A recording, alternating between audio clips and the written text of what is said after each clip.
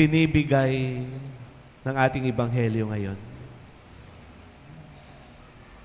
Alam ko, yung iba sa inyo dito, may daladalang tuldok. May daladalang period. Pangit pakinggan pala yung period, baka sa babae lang yun. Tuldok na lang. Pero sana katulad ng Panginoon natin na mas panghawakan natin yung pagpapala niya, hindi po yung mga pabigat. Bakit sila dininig ng Diyos? Kasi po, malapit sila sa Kanya. Ang sabi po nung anak sa kanyang tatay, "Tay, gaano po kalaki ang Diyos?"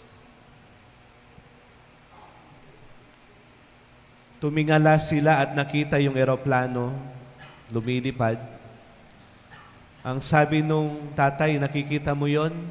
"Opo tatay, eroplano. Malayo siya at napakaliit." Tara, sabi niya. Dinala ng tatay yung anak sa airport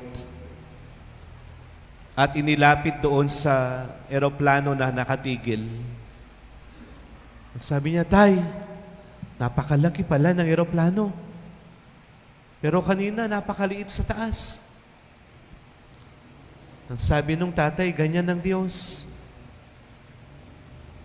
Yung eroplano kanina at ang eroplanong iyan, parehong eroplano lang. Kagaya ng Diyos, hindi siya nagbabago. Yung tanong mo sa akin, gaano kalaki ang Diyos sa buhay ng tao? Depende kung gaano ka kalapit sa Kanya. Nung malayo sila sa eroplano, napakaliit ng eroplano. Pero nung malapit na sila sa eroplano, wow, napakalaki niya. Ganun po pala. Habang lumalapit ka sa Diyos, mas lumalaki ang parte niya sa buhay mo. Na kahit yung mga imposible sa mata ng tao ay yung mga imposible nagiging posible. Merong tuldok, pero huwag kayong mag-alala. Mas malaki ang pagpapala ng Diyos. Amen.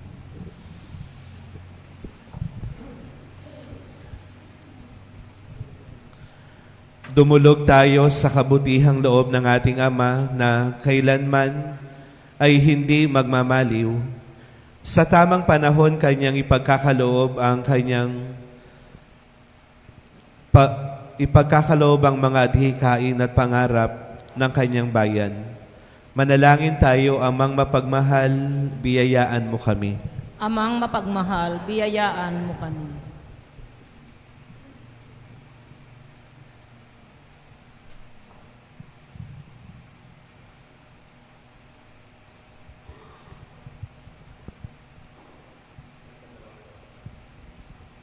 Patuloy nawang maging matatag ang mga namumuno sa simbahan na manindigan sa katotohanan at pagtatanggol ng karapatang pantao.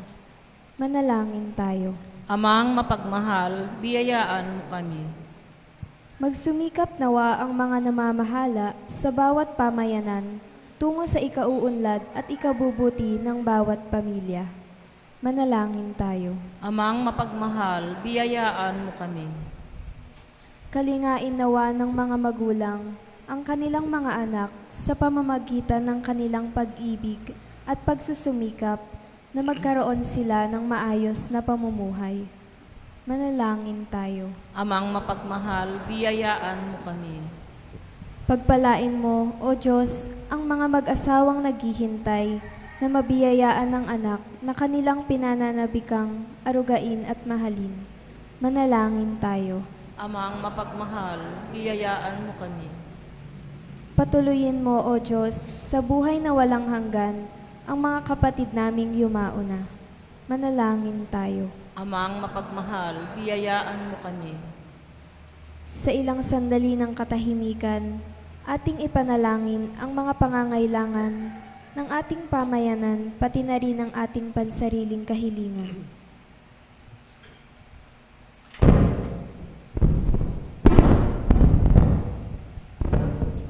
Manalangin tayo. Amang mapagmahal, biyayaan mo kami. Isama natin sa ating mga panalangin ang pagpapasalamat at intensyon nila Jason Ray Rodriguez, Albino family, Mr. and Miss Danilo Pitacio and family, Pangan family, Dr. Lero and Escobian families, Aliarde family. Panalangin para sa mabilisang pagaling ni Kuya Roldan Guerrero at misang alay para sa kaluluwa nila Zenaida Costales, Marcelino and Fruto Cañarejo, Primitiva de la Cruz, Ramon Nasino, Noji Escalona, Romar Reyes, Jocelyn Ramones, Bishopric Macaraeg, Father Tirso Ador and Romy Dispacio. Ipanalangin natin sila sa Panginoon. Amang mapagmahal, biyayaan mo kami. Ang lahat ng ito ay aming samot dalangin sa ngalan ni Kristo magpasawalang hanggan. Amen.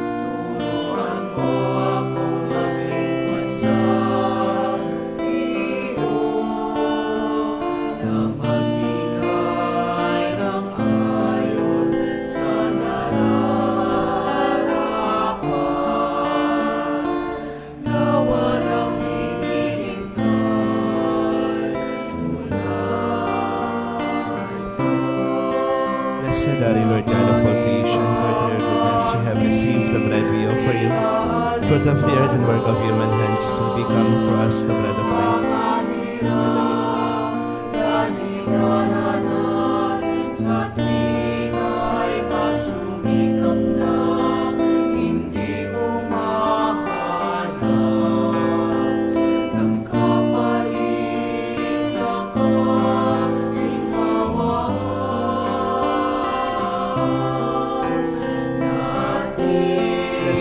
Lord God of all creation, for through your goodness we have received the wine we offer you. Fruit of the vine and work of human hands did become for us our spirit.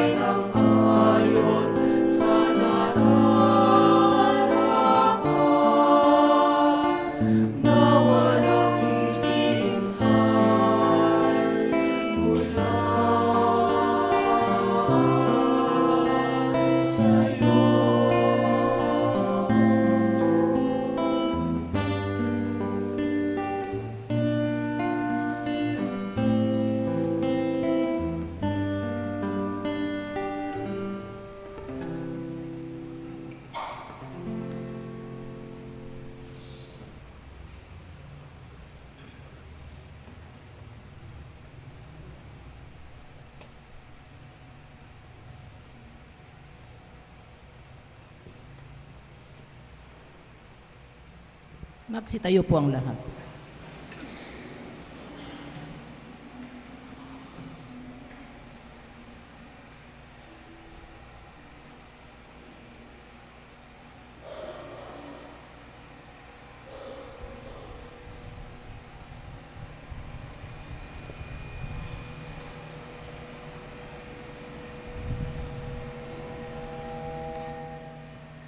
Manalangin kayo mga kapatid upang itong ating paghahain ay kalugdan ng Diyos sa mga makapangyarihan.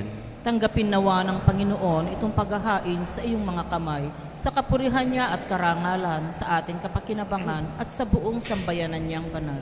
Ama naming lumikha, lingapin mo ang mga alay at panalangin ngayong ang mahal na ina ng Diyos ay ginugunita, upang maging kalugod-lugod sa iyo ang mga ito, at magdulot sa amin ng tulong at kapatawaran mo sa pamamagitan ni Hesukristo, kasama ng Espiritu Santo, magpasawalang hanggan. Amen. Sumainyo ang Panginoon. At sumayo rin. Itaas sa Diyos ang inyong puso at diwa. Itinaas na namin sa Panginoon. Pasalamatan natin ang Panginoong ating Diyos. Marapat na siya ay pasalamatan. Ama naming makapangyarihan, tunay ngang marapat na ikay aming pasalamatan. Ang pagsusugo mo sa Kanya ay pinahayag ng lahat ng mga propeta. Ang pagsilang niya ay pinanabikan ng mahal na Birheng Maria, na Kanyang inang tunay sa kapangyarihan ng Espiritong Banal. Ang pagdating niya ay inilahad ni San Juan Bautista sa Kanyang pagbibinyag. Ngayong pinaghahandaan namin ng maligayang araw ng Kanyang pagsilang, kami ay nananabik at nananalangin lubos na makaharap sa Kanyang kadakilaan. Kaya kaisa ng mga anghel na nagsisiawit ng papuri sa iyo ng walang humpay sa kalangitan, kami ay nagbubunyi sa iyong kadakilaan.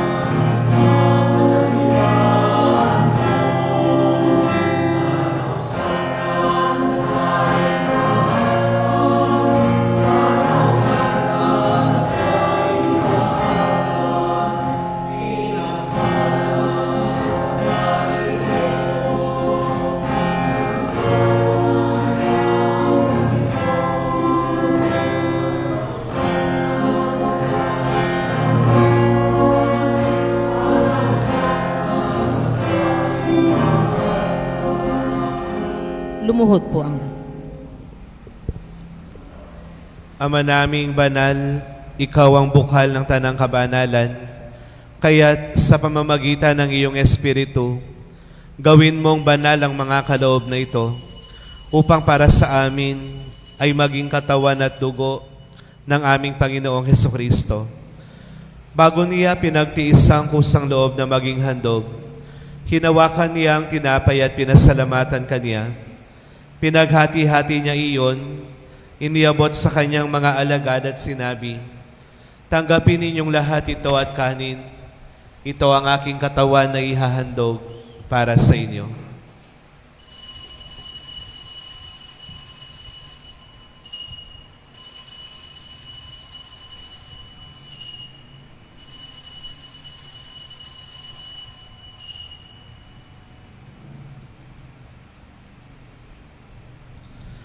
Gayon din naman nang matapos ang hapunan, hinawakan niya ang kalis at muli kanyang pinasalamatan. Iniabot niya ang kalis sa kanyang mga alagad at sinabi, "Tanggapin ninyong lahat ito at inumin. Ito ang kalis ng aking dugo, ng bago at walang hanggang tipan. Ang aking dugo na ibubuhos para sa inyo at para sa lahat sa ikapagpapatawad ng mga kasalanan. Gawin ninyo ito bilang pag-alala sa akin."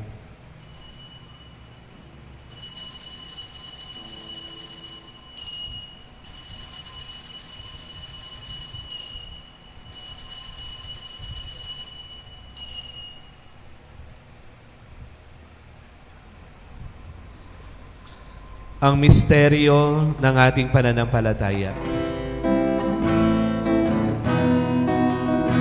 Sa puso at pagkabuhay, kami inubos mong tunay. Noong Jesus naming mahal, iligtas mo kaming lahat. Noong Jesus naming mahal, ngayon at magpakailanman. Ama, ginagawa namin ngayon ang pag-alala sa pagkamatay at muling pagkabuhay ng iyong anak. Kaya tiniaalay namin sa iyo ang tinapay na nagbibigay buhay at ang kalis na nagkakaloob ng kaligtasan. Kami ay nagpapasalamat dahil kami iyong minarapat na tumayo sa harap mo para maglingkod sa iyo. Isinasamo namin na kaming magsasalo-salo sa katawan at dugo ni Kristo ay mabuklod sa pagkakaisa sa pamamagitan ng Espiritu Santo. Amalingapin mo ang iyong simbahang laganap sa buong daigdig. Puspusin mo kami sa pag-ibig kaisa ni Leon na aming Santo Papa, ni Roberto na aming Obispo at ang Tanang Kaparian. Alalahanin mo rin ang mga kapatid naming nahimlay nang may pag-asang sila'y muling mabubuhay, gayon din ang lahat ng mga pumanaw. Kaawaan mo sila at patuloyin sa iyong kaliwanagan.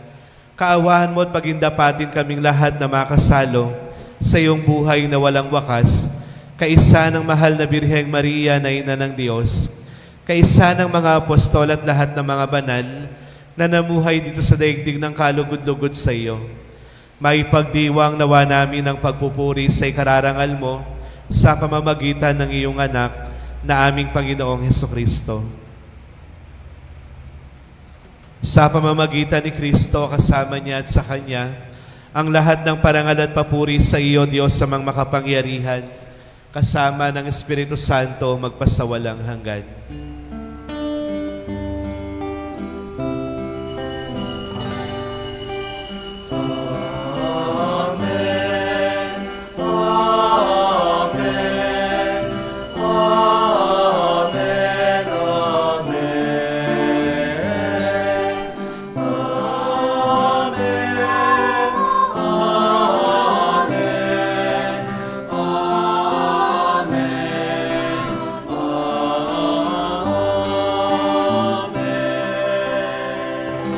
Magsitayo po. Sa tagubilin ng mga nakagagaling na utos sa turo ni Jesus na Panginoon natin at Diyos, ipahayag natin ang lakas loob.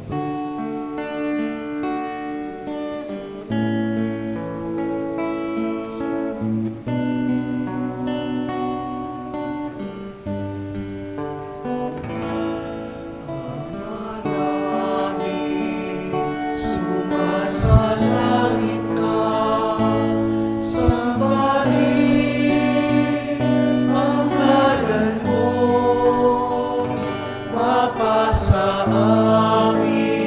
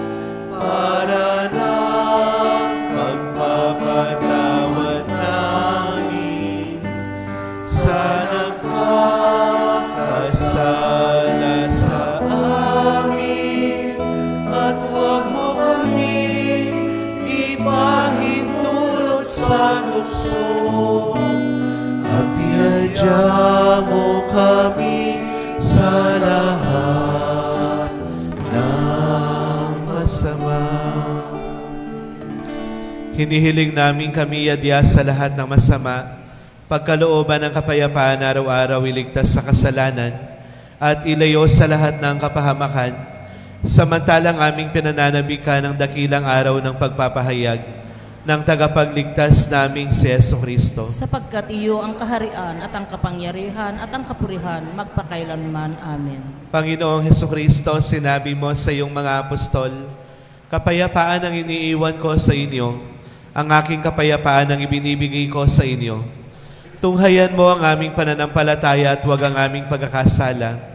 Pagkalooban mo kami ng kapayapaan at pagkakaisa ayon sa iyong kalooban, kasama ng Espiritu Santo magpasawalang hanggan. Ang kapayapaan ng Panginoon ay laging sumainyong lahat. Magbigayan tayo ng kapayapaan sa bawat isa. Peace be with you, po.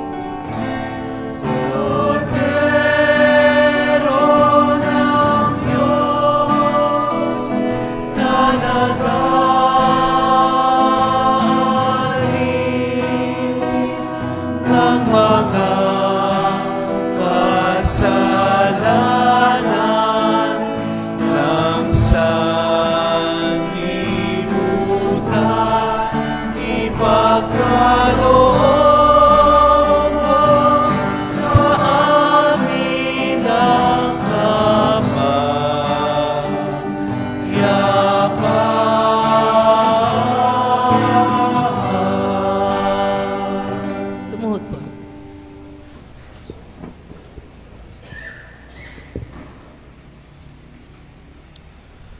Narito ang kordero ng Diyos.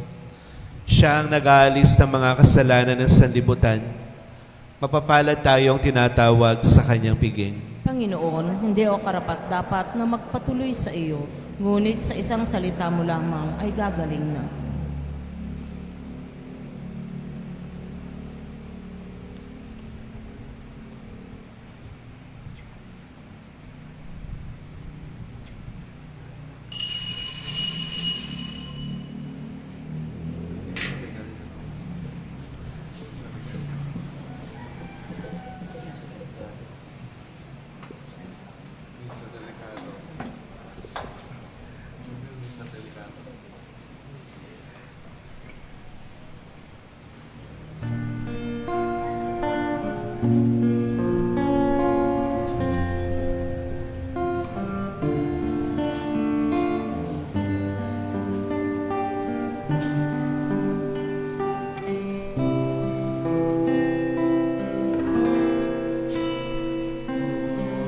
Ay gulong ng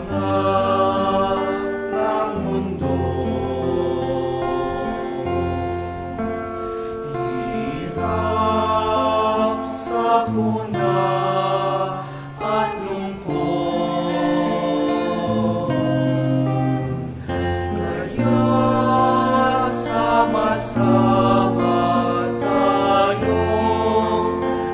panalangin natin, darating na ang Pasko. Panginoon, halinaan, pumarito ka. Sagipin mo ang bayan, ikaw ang pag-asa.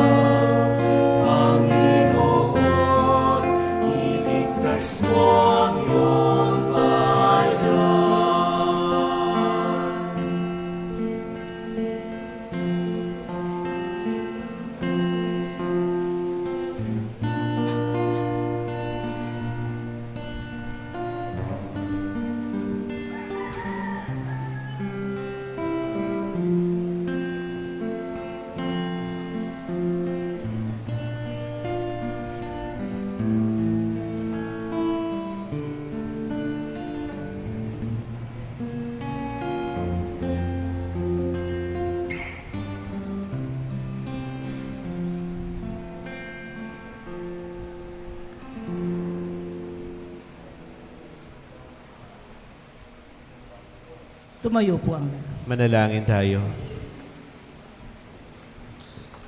Ama naming mapagmahal, kaming mga tumanggap sa banal na pakikinabang ngayong ginugunita ang mahal na Birheng Maria, ay maging dapat nawang magkamit ng iyong kaloob sa pagtubos sa pamamagitan ni Hesukristo, kasama ng Espiritu Santo magpasawalang hanggan. Amen. Sa Pasko, December 25, meron pong binyag dito sa parokya, 10:30 ng umaga.